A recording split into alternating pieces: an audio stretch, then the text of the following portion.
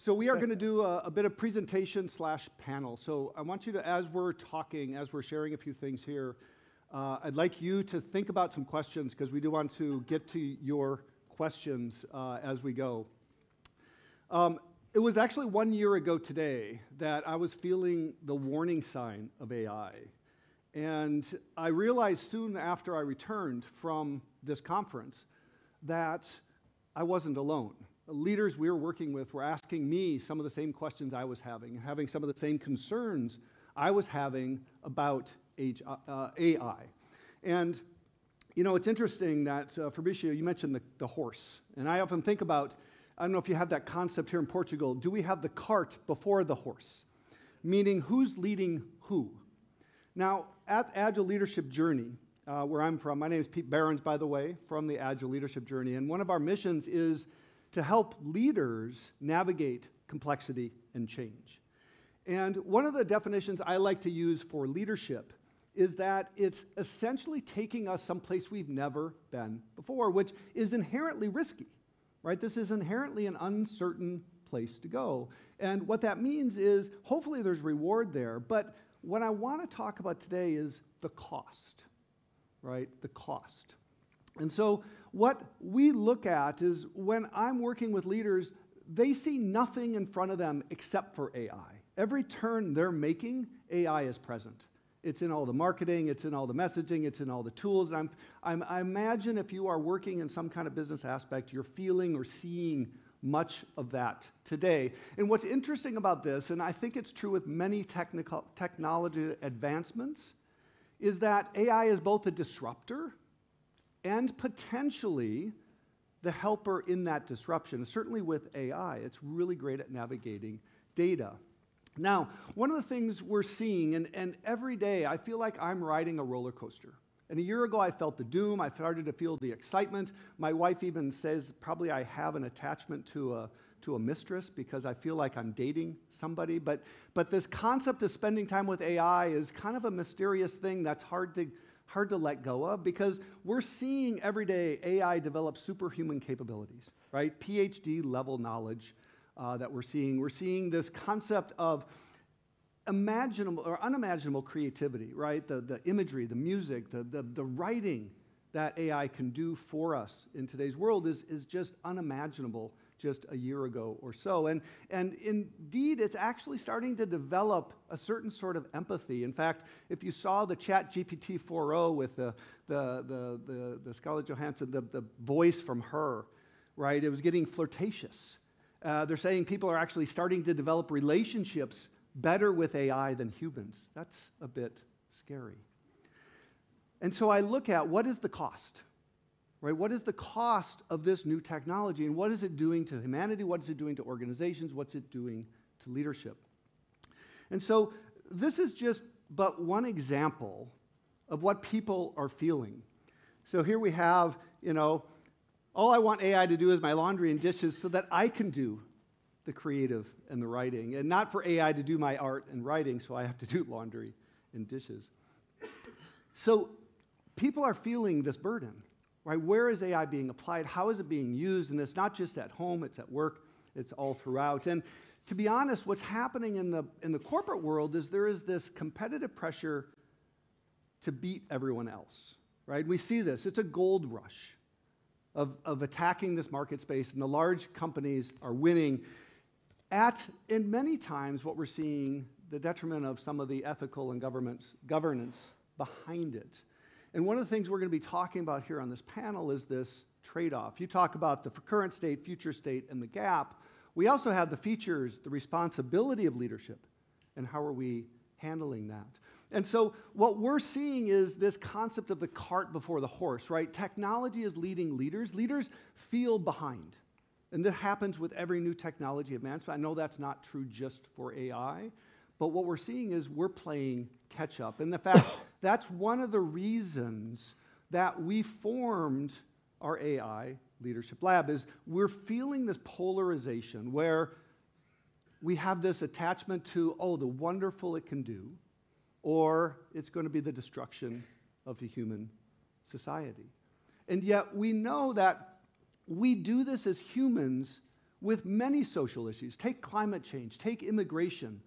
In our government, in our society, we often go to the polls because it's easier than it is to understand the complexity of the issues. Now, based on this conversation, you might assume that I'm what's called an AI doomer. And I do ride the roller coaster sometimes, and I see the promise. But I've most of my life been on the optimistic side of technology and of advancement. I've been leading that wave. And so rather than think about this as I'm a doomer, I'm an optimist, I feel like I'm a realist in what's going on. And what we decided to do is form an advisory group to explore these questions that we're having, explore these balances between the responsibility and the features that are going on, and creating a space for leaders to become more aware of the AI technology because it's so far and so advancing, and to actually understand some of the use cases and the capability of leaders to actually help them become better leaders.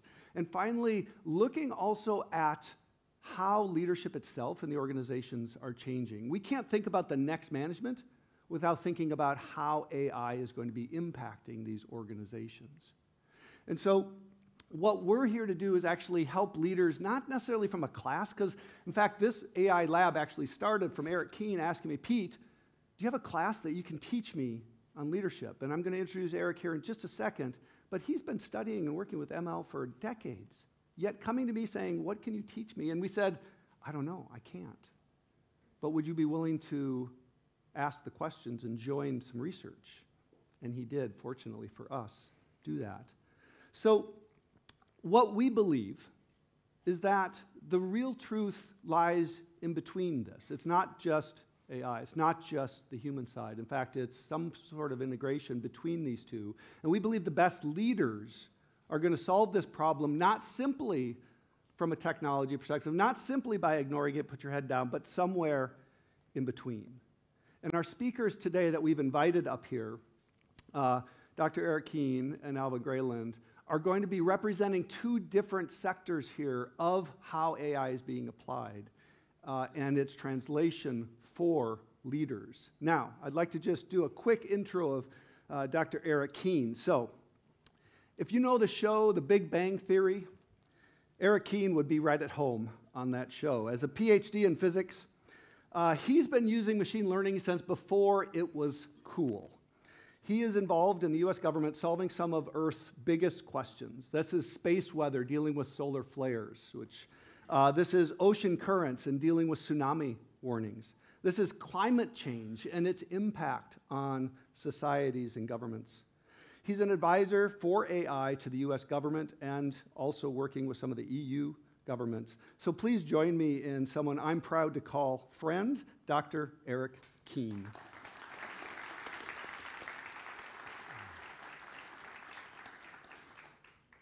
All right, good morning. Yeah, thank you. I do have to confess that I am a scientist, so I'm used to presenting in more of a scientific forum, but I'll try to keep this a little bit fun. So a year ago, I came to Pete and said, hey, AI has really transformed the sciences, what we value in science in terms of data and method and our workforce. Over the last decade, it's totally transformed how we do science. And once I saw the birth of the large language models, I started to realize, wow, this is going to change leadership. And my job now, I'm less a scientist and more a leader of scientists. And I had done some training with Pete, and I said, hey, I'd love to take a class. Do you have a class? He said, no, I don't have a class, but how would you like to spend the next year learning about this by yourself? And so, with us. And it was an amazing opportunity. So I could go on for about an hour and tell you all that I've learned in the last year about how AI is going to change leadership. But Pete said I have 10 minutes, so I'm going to give you the 10-minute version, and then hopefully you'll join us for the deep dives. Let's see, next slide. All right, so I'm going to summarize it in 4 categories. What I learned about AI with efficiency. So probably you are all using AI this way now. If not, you should be. I can use AI to generate a report for my boss on a Friday afternoon in minutes, right? So you all have your ideas. You can run it through ChatGPT. It gets you a very nice-looking report. Earlier this year had an opportunity where I was invited to go to submit an abstract to a scientific conference, but at the last minute, I had one day to put it together, and all I had was a collection of notes. Fed it to ChatGPT, submitted it, I got an invited talk. It was an amazing application. One of the things AI will do for you now, and you probably are already using it, is it will summarize meetings for you. So we're all in those online meetings where you're only kind of half paying attention. If you have an AI agent assigned to that meeting, it'll summarize the entire meeting for you. It'll tell you what action items you got. It'll tell you who spoke, what percentage of time were they speaking, are all your employees engaged. It provides all those capabilities. Get tailored content from hundreds of articles. So I work for a science organization that covers the sun to the seafloor, and my division alone produces something like 70 papers a year, which is hard for me to keep up with that. Well, I can ask AI to summarize those articles for me at any level I want. More detailed, less detailed, it makes me a super scientist. And the last thing is all the images created in this talk were done with Copilot, which is the Microsoft AI product. So instead of going to a graphic arts department, I just spent a few minutes talking to AI. What did I have to learn to be good at this? To be efficient, adapting LLM to prompt engineering. Prompt engineering is how you interact with the large language models. There's some great articles out there, and Nick, from Microsoft, who was in our leadership lab, shared that with us. Talk to me if you'd like to get some direction. But with about 6 hours of reading and a few days of practice, I got really good at prompt engineering. Understanding the difference between memory and non-memory LLMs. So some of the large language models now have a memory. So when you interact with them, you're training them as you go back and forth. Some of them do not, and you get different results from that. So each of these slides has a what keeps me up at night. So I am an AI optimist. I think AI is going to transform the world for a lot of good. But there are some things that concern me. So I'm using LLMs to do more and more of my writing. And the way I do that is I've trained it off my previous writing. But what happens over time as that becomes more and more AI-based? Where is my voice going to be when I use LLMs more and more? And then for meeting summaries, am I training my mind to no longer pay attention, to not pick up the human emotions, not interact with my staff as well as I should be, because I know I'm going to get a summary at the end? So that's just some of the ways that AI and efficiency. My next slide is AI for strategic insights, and I wish I had been more agile. I would now call this business analytics. So AI has been used for decades in the analysis of scientific data. AI is amazing at seeing relations across multiple dimensions. It turns out that us as humans, we're pretty good at seeing relations in 1, 2, maybe 3 dimensions. But now you're looking at data, and the data of the world is available across hundreds of dimensions. Turns out AI is fantastic at seeing those relations. AI can process a tsunami of data. More and more, there's data available about census data, about populations, societal, medical, environmental data, all of it that's coming in to your business and to your work that needs someone to analyze it. Well, at those volumes, you cannot possibly hire enough people to do that for you. You're going to have to bring in AI as a partner. I use it all the time to make informed decisions quickly. In the scientific world, that might be, where do we need to put a new radar? Where do we need to monitor the ocean better? What pollutants should we be looking for based on social media reports? And well-trained models in the weather prediction, so we use AI for weather prediction, turns out they often outperform the models that we spent decades understanding the physics, and we don't necessarily know why. So it's an amazing opportunity for us to do better weather prediction. What I had to add to my toolkit for this is you need to understand how important the data you use to train these models is. There's a concept in the sciences called data nutrition, and I would encourage this community to think about that for yourself. If you can look up the Data Nutrition Project. Data nutrition basically says, what are the properties of the data that was used to develop these models? Is it complete? Is it representative? If it's trained data, who trained it? It's so important for the results you're getting and what the weaknesses and strengths of that are. I think a lot of people who are new to AI go, wow, this thing is like a magic box, but it's so important on the data. And then you'll need to develop skills to measure the ethical, reliable, and transparent use of AI. I think that I can't understate, that's a whole skill set that you as leaders are going to need to bring in. Because what Pete mentioned, wow, this can be used for amazing good things, but there's a lot of implications because AI is a lot of things, but it's not empathetic. It will just tell you things and you can take action. What keeps me up at night is non-representative data.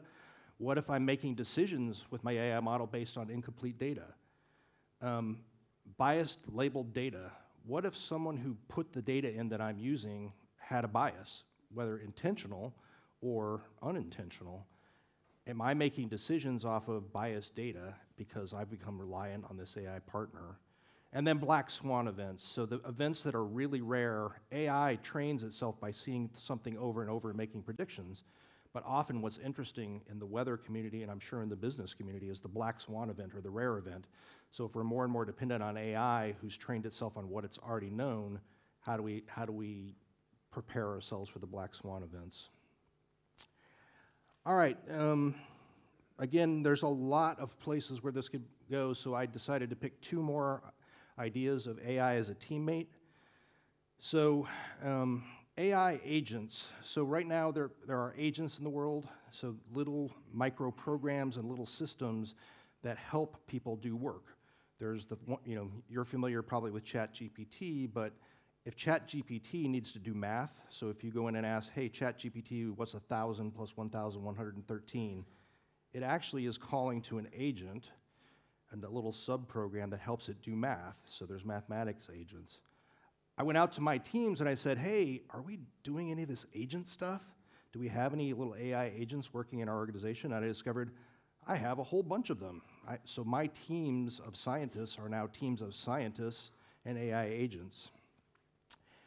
AI is amazing because it can fill roles on teams that may be difficult to hire or that are critical. So if I need a database programmer, I need someone to support me in some form of software engineering that's expensive and difficult to hire, I can train an agent to fill that role, and that's great because I own that. And AI lets me scale quickly. So I think we all know how hard it is to hire talented technology help in this environment. Well, if I have the compute and I have the trained agents, I can bring them on as quickly as I want. But you'll see pretty quickly AI is not yet ready to be left on its own. So what I had to add to my toolkit as a manager, and what you will need to add to yours, is managing the workload balance between AI and human. Very quickly, so when I talked to my software engineering teams, I said, hey, how's this AI working out? And a year ago they said, yeah, AI is great, it can help me write the documentation for my code. That's great. And then 6 months ago they told me, oh, it's great because it helps me stub out my code. I can get a rough framework. And now they tell me it's writing the code and we're just reviewing it. And soon, what's the human role in that? I've seen an example where instead of writing code, people just draw the flowcharts of what they'd like to happen literally as a picture, show it to AI, and it writes all the code. So what's the role of the human versus the machine in these hybrid teams? The other thing I had to learn is how do we encapsulate our culture in a machine-readable form? So whether it's something very basic, like what are your coding standards and what are your documentation standards if you're writing code, but also as an organization, you have a culture that these agents are going to be representing. What keeps me up at night is what are the standards for our AI agents? So if I have a hybrid team and it's producing incredible results, what does an end-of-year review look like when a large part of that work is AI agents? How am I reviewing the agents themselves as a manager? How do I know that they're doing the right thing? AI agents are used widely now, but more and more your AI agents, whether they're monitoring your business, interacting with your customers, are going to start to interact with other AI agents across the globe. What does that look like? What does it look like when your AI agent is talking to another business's AI agent, is talking to another?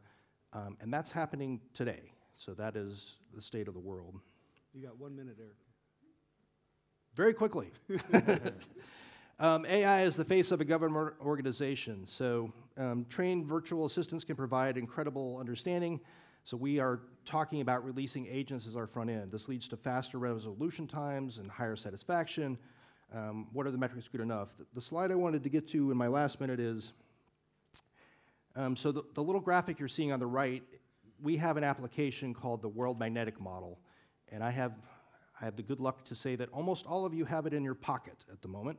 The world magnetic model is what lets your compass know which direction it is. So if you pull out your cell phone and say, bring up the compass, the difference between magnetic north and true north is from the world magnetic model. So we have that. We get 1 million requests a year for support in using that model. We took ChatGPT-2 and said, okay, what is magnetic declination, or what is the solar wind? And it gave completely, you can read them as they come up, sometimes humorous answers, so it's not something I would want representing a government organization.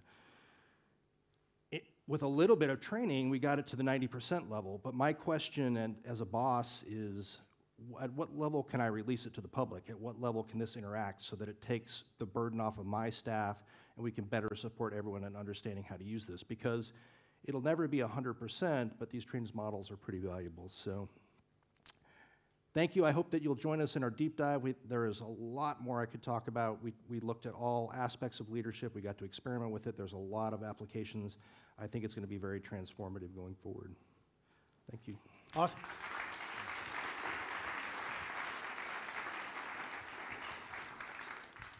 So if Eric Kihn, Dr. Kihn, represents Dr. Jekyll, our next speaker, Alvin Graylin, I would say, represents a little bit more of the Mr. Hyde character. Not the evil side, but the provocateur, speaking some uncomfortable truths. An MIT graduate, also MIT Sloan School of Business, has founded 4 ventures, backed startups.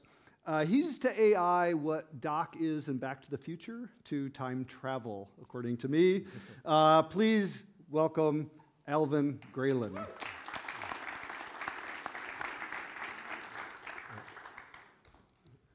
Thanks, Pete. And good morning. Thank you all for making this event. I think this is, I will be telling some things that are going to be uncomfortable, and I hope that actually that uncomfortness will make you think a little bit more. The next 10 minutes, I'm going to talk about more the reality of where things are with AI and where things are going. One of the things that I think yesterday somebody was saying, we have to be data-driven and reality-driven in terms of making good agile decisions. And we are moving into a stage in the development of our species where the next 10 years, more will happen in terms of advancement than the last 100. Right? And in that type of environment, to be agile is going to be key for us to be successful, both as companies, as individuals, and as a species. So I've been working in this space for 30 plus years. I actually started doing natural language processing back in the early 90s, and I studied AI and virtual reality back in MIT as well in the late 1990s. And I had built China's first natural language chat system in 2005. So about 15 years before ChatGPT came out, I was actually doing what ChatGPT is doing today, but in China. And I recently released this book called Our Next Reality. And you guys are talking about next management. Understanding where things are going is going to help us make better decisions, because to be a leader, you actually have to see far ahead. Right? And Neil Stephenson wrote the foreword. I don't know if you guys are into sci-fi, but he's the guy who invented the word metaverse and wrote Cryptonomicon, Diamond Age, a bunch of books. So I think Fabricio mentioned about fallacy, and I think this is the issue that we have today, is that the danger is actually not in what we don't know. The danger is actually what we think we know, but it's actually not true. And unfortunately, a lot of what people think they know about AI today is actually not true. You know, you hear a lot of people say, this is just a tool, and it's just repeating things. It's not true. People say that we're running out of compute, we're running out of data, AI is not going to develop much more. It's not true. If people say, AI is going to take over the world, that's the biggest danger. It's not true. Robots are not going to be coming for you. And there's now countries and companies going through this AI race that's creating a real danger for our world, not creating peace and harmony. And AI will probably take your jobs, but it may actually be a good thing. Right? I know a lot of people are afraid of this being displaced by AI, but being displaced by AI may actually be the best thing that happens to us. And there's a lot of countries creating sovereign AI, saying, hey, if we make our own AI represent our culture, that's the right way to do it. But actually that creates a more limited AI that's less functional. I'm not going to go through each of these because I think we're going to go through a lot of more details in the deep dive, but I wanted to give you a sense of some of the things that you may think you understand that actually is not true. And I've been in the XR and AI industry for the last 30 years, and it's important to understand that as technology progresses, so is media. We've gone from one-dimensional text, or text that's non-dimensional, to one-dimensional radio, to two-dimensional video, to now two-and-a-half-dimensional gaming. But what we really are designed to work in is a three-dimensional space. As humans, we've evolved to be in maximal performance in a three-dimensional space. This is where devices like this is going to become more and more important in your lives. Things like the Vision Pro, because that's how we're going to be experiencing the future of computing. So these are the kind of things that are already out there today. If you guys watch Netflix, you probably have seen this device. This is the three-body problem. It's supposed to not just be able to do visual and audio, but also taste, sense, haptics, everything. We don't need to get there to get the value out of it. There are now devices like this, like what I'm wearing in my head right now. I can take pictures, I can listen to audio, I can access AI systems. It's already available today. There are devices like what's in my pocket here, which also has a display in it, and it's only in the 39-gram range. So we are not that far away from having AI-enabled devices that will be on our face, that will make AI much more accessible and bring the immersive technology to accessibility for everyone. So I want you to look at this little video and tell me which one of these items are real and which one are fake. Right?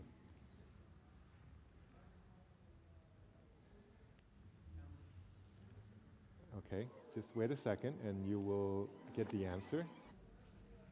Actually, everything is fake. Yeah, everything. Okay.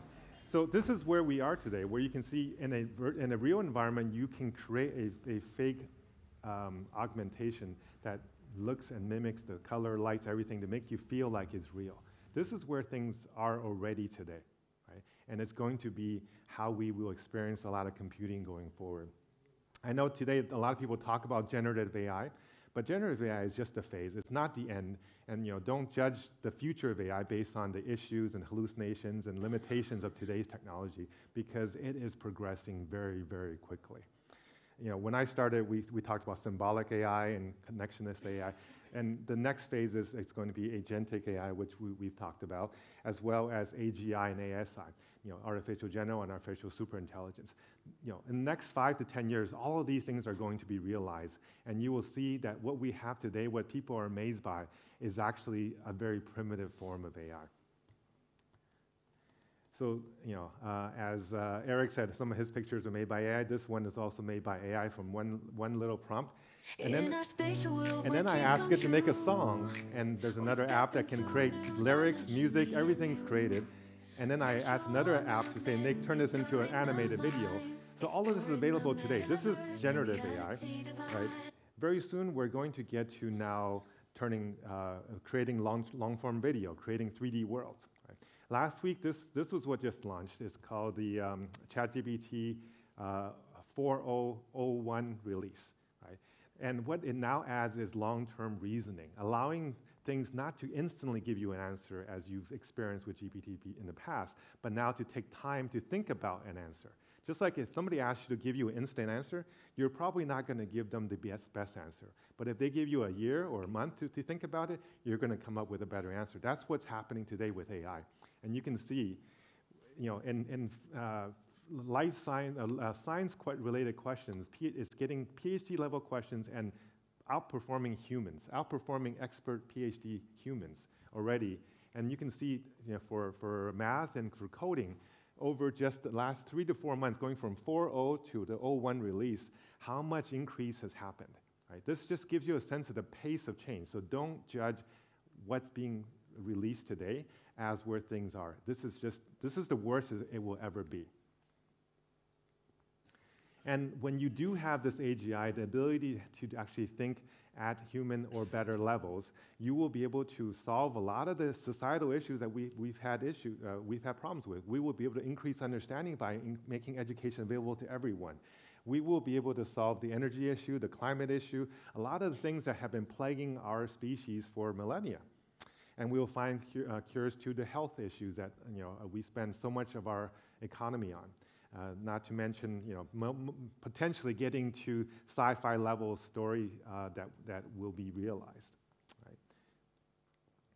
Now, it's not all good. There's definitely risks, and there are issues that we need to think about. But it is not necessarily the AI takeover issue, and it is not the paperclip issue of everybody, AI making paperclips out of all of us. Right? The real issues are actually human issues. It's job displacement that will be happening, societal instability, mental health issues when people don't have jobs or has to be reskilled.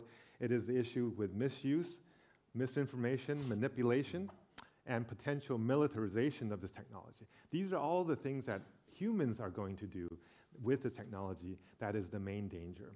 And I know people have talked about, okay, well, AI is going to replace the writers and the artists. That's what technology can do today.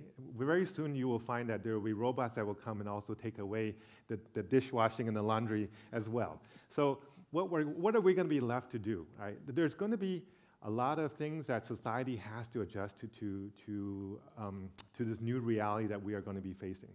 So this is a chart that shows how horses and automobiles trade places over 30 years. From 1900 to 1930, right? And this is for the entire world. But when you look at just the most advanced city at the time was New York, and in 1900 there was one motorized cart and the rest were all horse.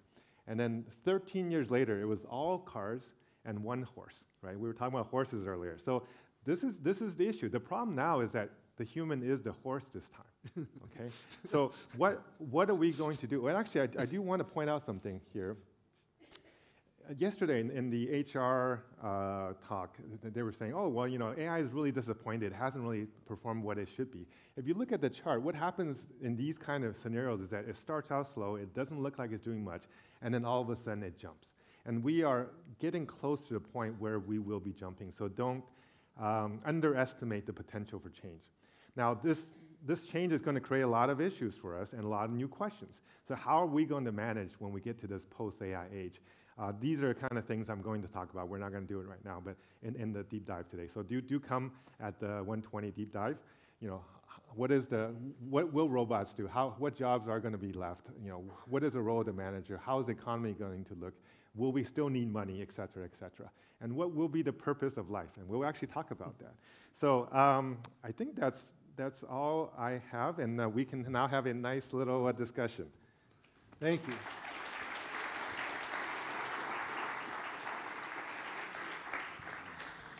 So I don't know if you're feeling what I'm feeling, but he talks about that like it's a good thing, and it just scares the hell out of me.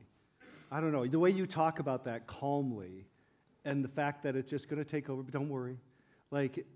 It's like a doctor telling me I have cancer, but it's okay. You got 6 months to live. Don't worry. I want to start with a question, but I do want Sandra or Susanna. Sorry, you said you'd collect some questions, so I'm going to start with a question. But if you've got a question, raise your hand because I want to get you guys involved in this. The question I wanted to start is: you guys are on kind of the science side, and these guys, I'm guessing, are maybe more on the business side. You're on the tech, the science, the research. What's something you'd like them to know? I guess about the science tech side that you want them to be more curious about? We'll start with Eric. I think the thing that I would want this audience to know about is in the sciences, this wave has already hit, right? So I mentioned in my talk that how we value data, what we invest in physics versus data and observation collection, how we manage all that, changed very quickly, almost exactly as Alvin showed in that graph. You're there as business leaders. You're on the tipping We're in a way point. behind. And I want everybody to think back to, if you're old enough, like me, pre-internet. Can you even remember what you did at work before the internet, before you were answering emails and lots of disk swapping? and the idea that by 2030 we're going to be in a post-AI world. Yeah. Everything is going to be quite different. So you've got a few years to prepare for all the things that Alvin listed. I would want you to know that because I saw it happen on the science side, and I was left scrambling a bit to catch up with that. One of my favorite quotes is Jim Highsmith, who's here. He says, "You have time, but not as much as you think." What is your one point? I guess a lot of people say, "Oh, but it's these machines cannot replace humans today, and it takes so many machines to be able to process what human does, and etc." But I think we also should think about the other way: is how many humans would it take to process what these computers are doing today?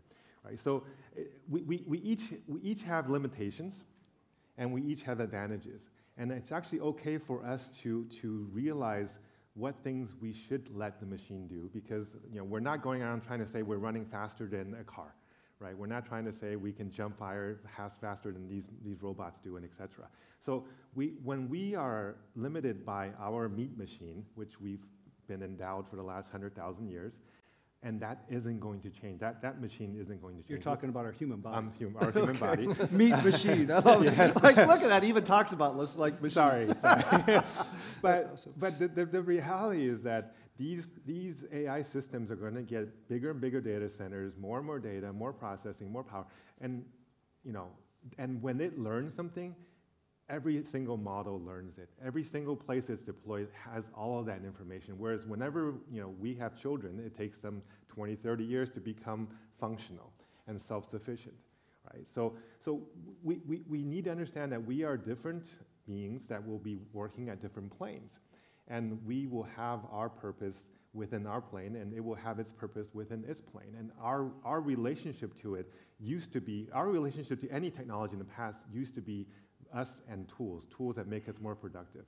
But very soon, it will have its own purpose, and we will have our own purpose, and we will probably look at it more as our children than we do as a tool. So, and if your children outperforms you in something, gets a better job, makes more money, is more successful, you're proud of it, right? And I think we need to think about, can we take that perspective to how we look at AI? Because AI is actually trained on our history, our culture, our language, right? It's really a part of us that we've imbued into this technology. Man, you're scaring me more. Okay, what do we got? I saw a hand, so Yes. there's a first question here. Yeah. Maybe linking into what you were both saying, right? You were saying we've seen very useful application of AI, and you're saying every AI has its strengths, and humans have their strengths. And what you were saying earlier, what we seem to be using it right now is just to optimize the work that shouldn't have been done anyway. How depressing is it that these sort of tools are used to do work that we are only doing because maybe our current process says we need to do it, or maybe the scientific paper needs to be 8 pages, otherwise it won't be accepted. What's your take on that? Yeah, thanks for that question. One of the interesting things, I tend to use provocative statements, and I threw to our lab, I said, is AI just another Excel? Is it just a smarter Excel? You think of today, like an accountant would not live without an Excel type work environment. And I've been like completely amazed at what Excel can do in the right hands, right? And then completely demystified by the wrong hands of how messed up it can be. And I know, we talk about mindset over methods, and you mentioned that, Fabricio, as well. Mindset controls this. I'm curious for you guys, is this just another superpower of Excel, or is it something different? I'll go first. So, yeah, it's a really great point. So when I presented how AI helps with efficiency, like summarizing meetings or writing, that is not going to be the transformation. Effectively, when we invented the washing machine, it was supposed to free humanity from the need to clean clothes. But what happened was we just changed the standard of cleanliness. So you spend about the same amount of time vacuuming, cleaning, your house is just a little cleaner. All of you are going to have to add that to your capacity and use the tools for efficiency, but that's not what's interesting. What's interesting to me is AI defeated the Go champion. So Go is a game like chess. It was thought to be something that machines could never solve, and eventually it won that. And so now everyone says, oh, that's depressing. The machine is beating the world Go champion. Our best minds can't handle that. But in that process, it drove the Go champion to try new strategies that he had never thought of because he was facing an AI opponent. So it actually opened and expanded the mind. That's when it starts to get exciting, when it's driving us to new solutions.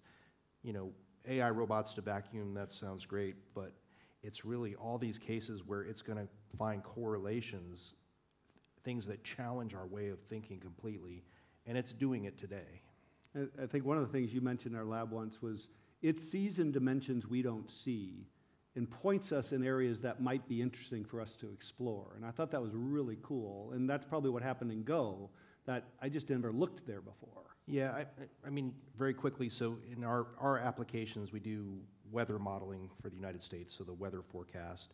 And you know, we've worked 40 years on understanding physics, and then we'll run AI, and it finds a component that nobody knows about. That's super exciting, because it means we blew the physics, we didn't know what was going on, and it's pointing us in that direction. Now we can help explore it. Soon it will help explore it, but I think that's, to me, what's really exciting about AI. Yeah, I think we need to even go further in the sense of it will help us to make new discoveries. It definitely does. I mean, if you look at things like AlphaFold, or I think Google had a recent one where it's creating AlphaFold does essentially protein folding. And another one they recently did about creating new structures, new chemical structures that they created thousands of new structures that could be useful for new materials that could solve a lot of our problems, right? And humans would not have been able to do it except maybe over tens of thousands of years of our work, right? And same for this, the protein folding. So they're just things that we could not have even thought about doing. Now, these technology, and these are relatively still primitive technologies that are vertical, narrow-based AI, right? Once you get to AI where it starts to have its own ability to use tools and take longer time to reason, create its own experiments and learn for itself, it will be able to create new discoveries. It will essentially, why did Einstein, why did he have all of these new ideas? Because he spent hours and hours sitting in a patent office reading, unrelated ideas from all over the world and trying to understand them and trying to see if there was things that related between them. And that's how discoveries are made, is when you have cross-learning between different ideas. And these AI systems have learned and read every single thing we've ever written, right? So they are in the best opportunity to do that cross-thinking, cross-learning, transfer learning. And it will make discoveries that we didn't think about. And when that happens, a lot of the basic assumptions of the limitations of life and the economy and productivity will be changed. And when that changes, if we don't adapt to it, if we're not agile enough in terms of our mindset, our perspectives, we're going to be in a very, disrupted economy and disrupted society. So this is why it's important to really think ahead of where this technology is going and not be afraid of it. Yeah. Right? And really embrace it, because it is coming, and there's nothing that will stop it from coming. Now, how do we use it responsibly and avoid some of the risks that we talked about? That's really the question. Yeah. Yep. Yes, question.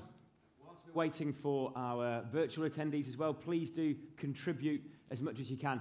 Just making a connection with the last awesome talk from Fabricio. Lisa, you shouted that the soft skills are hard skills. When we were doing soft skills and hard skills, it's a really interesting research paper from the Business Agility Institute around last year where it said around the skills in the new world of work. And it says that human skills are as important, if not more important, than functional skills or technical expertise. So kind of, I suppose, Alvin, to you, are the future roles, the future managers, is it the softer, the power skills, I like to call, that we should be focusing on?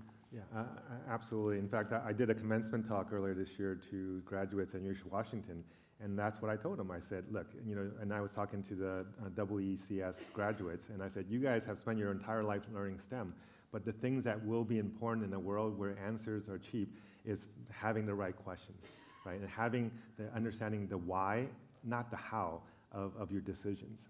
And that comes with the soft skills. That comes with understanding communication and psychology and history and philosophy and ethics. And these are the things that we have not prioritized in a lot of our education system, unfortunately. I look at when we're teaching leadership, this question comes up a lot. And I talk about this as the more we get technically enabled, the more leaders have to show up in the human connection side to balance the equation. And so I think, to me, this kind of is the double-edged sword, so to speak, where, yes, you want to be in on and understand the AI system, but equally, if you're not doubling down on the human connection side, you're going to lose people. It's going to become toxic. It's going to become an unengaged culture. Right? You're going to lose that, especially in our remote post-COVID work world. Anything you want to add to that, Eric? Well, I really like Fabrizio's example, and when Clementine came up and was the good analyst doing business analytics, in the future, AI will already have done that ahead of time. It will be watching the streams and alerting the manager. Your job is going to be, what's the impact to humans? How do I message this to my people? Do I need people? I mean, those are going to be the questions, because you're going to be continuously monitoring data streams. A lot of organizations go out and do their strategic visioning and strategic planning every 5 years, because it's a big activity, right? Do market research, bring all that in. All that data is sitting there, and you've got AI agents that can be doing it more or less continuously. How are you going to adapt and respond to all that? So it's here now. Yeah. Excellent. Did we have another hand? There we go. This one right here.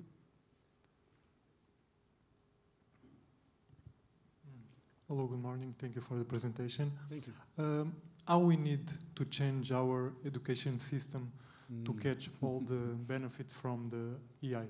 Yeah. Thank you. Good question. I mean, that's one of the reasons we started the lab, was understanding, from our perspective, what do leaders need to learn, and what should they be aware of, and how can they improve their own leadership. And one of the interesting things we were doing in this process, Eric was part of our lab advisory team, we started with the question, like, what do leaders do? It was really interesting, like it's so vast, it's so broad. There wasn't really like the book of leadership. There's millions of books out there. And so just one thing, just learning like what that is and then how to apply it. And there's hundreds of leadership use cases out in the world. And then to think about, okay, those are use cases, and AI can be applied to every use case, like running a team meeting and developing strategy and working on culture. But then there's capability, like how do I show up? What power style am I using, and assertive and accommodative, and how open and adaptive am I? I mean, these are capabilities, and then how does it impact that? And so exactly, I think our education system is going to break because knowledge has become free. And so if we don't change the education system, we're going to lose. And I know you've got this as a passion of yours, so I'll let you take the stage here on this one as well. Yeah, and it is something that I'm very excited about, and then I've been working on that question for 30 plus years. In fact, it was my senior thesis paper. But I think we are at a point where technology can now play a role to help with the education, so that it can take away some of the issues that we created for ourselves in our current system. Our current system essentially teaches the curiosity out of our kids. It teaches them to wait for answers. It teaches them to all follow the same path, the same way of thinking, same way of learning, because that's what happens in the classroom. Unfortunately, kids learn in different ways and in different styles and at different pace. And so if everybody had an AI glasses or an agent in their system that are watching and listening and experiencing what they are, they can then find real-world learning opportunities to then bring to the child or an adult, so that whatever they learn is timely and it's relevant and it's personalized. And I think that's where we need to change, and to understand, to create essentially a Socratic method where you have Socrates sitting on your shoulder everywhere you go and asking you questions and helping you understand what's happening. And I think we now have the technology that's mature enough to realize that type of a learning model, because that's how it used to be when the first academy was created, was a discussion model. It was not the current Blackboard model that was created the last couple hundred years to fill factories with workers that were essentially cogs in a system. Yeah. So what I want to do is just take just a moment for us to share a little bit about what we're going to do in our deep dives. There's actually, we're going to split. So you have a choice between us and then some other deep dives for today. I'll share a little bit about what Eric and I are going to be doing, is showcasing one aspect of our leadership lab, which is actually a hands-on exploration of using an agent for your own leadership development. So we'll actually have you interact hands-on with an AI chatbot, so to speak, and just explore the concept of what would this look like and how might you use this and what are the things you want to think about when you do that. And we'll be sharing some stories and interact, and you'll be interacting with others as well. And Alvin, do you want to share a little bit about your deep dive? Yeah, so essentially, that was a very small preview. That was like 10 slides, and I have about 90 slides in the deep dive.